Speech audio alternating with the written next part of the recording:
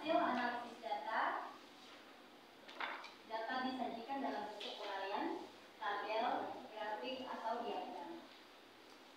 Analisis, penyajian, dan interpretasi hasil analisis sangat perlu dilakukan agar pertama, data dapat dibaca dengan mudah, kedua, peneliti dapat memaknai data tersebut, ketiga, data dapat diinterpretasikan, keempat, pertanyaan peneliti dapat dijawab. Selanjutnya, B. Menganalisis dan menyajikan data.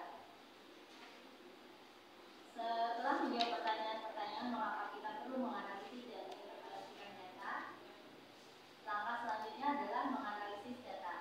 Dalam hal ini kita harus mengingat bahwa data yang dikumpulkan dalam TTK lebih cenderung merupakan data kualitatif. Oleh karena itu, analisis data dilakukan secara kualitatif deskriptif. Cara menganalisis data dapat dilakukan dengan memilih, memilah, mengelompokkan data yang ada, lalu merangkumnya, kemudian menyajikannya dalam bentuk yang mudah dibaca dan dipahami. Kedua, data kuantitatif dianalisa dengan statistik deskriptif untuk menentukan persentase dan nilai rata-rata.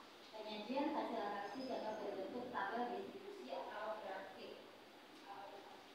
Analisis yang akurat dan cara penyajian yang tepat akan memungkinkan tafsiran dan interpretasi hasil penelitian yang akurat dan valid. Oleh karena itu, guru harus sangat berhati-hati dalam melakukan analisis. Kekurang akuratan data